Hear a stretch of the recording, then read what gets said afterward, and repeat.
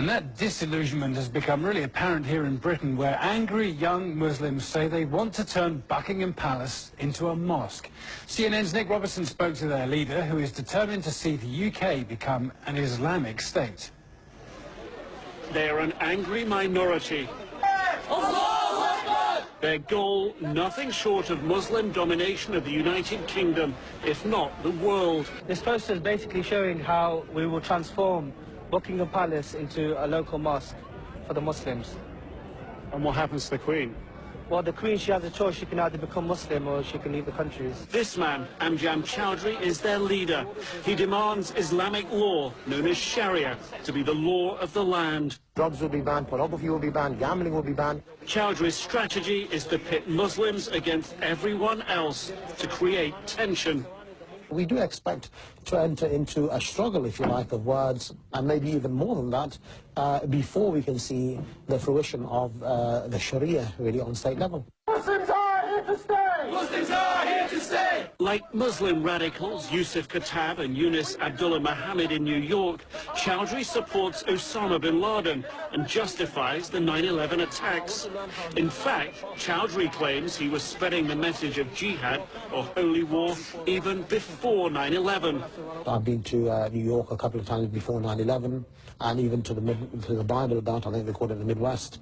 And, you know, it's about propagating Islam. I do believe that the Muslims in America are possibly 5 or 10 years behind in terms of the struggle that they're engaging in. What Chowdhury is implying is that how radicalization evolves here in Britain and in Europe will in some part be a model for what the United States can expect.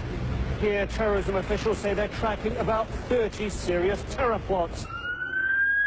In the weeks after the London subway terror attacks in 2005, Chowdhury's co-leader, Omar Bakri, fled the UK, fearing he would be arrested for his radical views.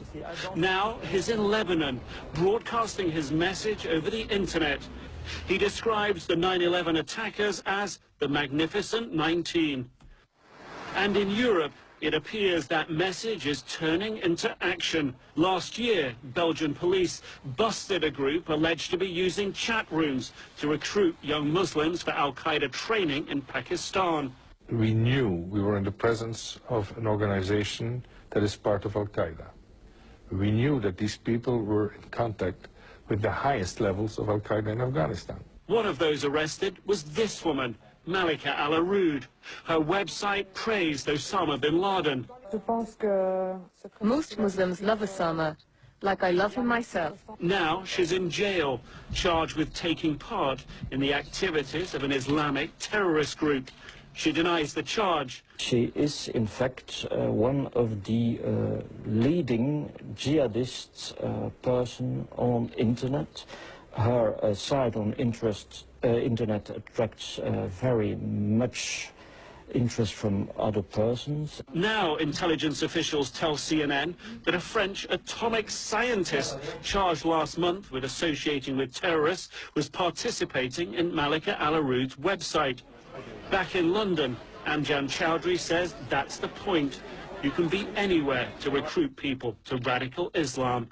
So it's very easy nowadays for people to build up links and communication very quickly, and then after that, you know, to disappear and to go off, you know, wherever they want to go.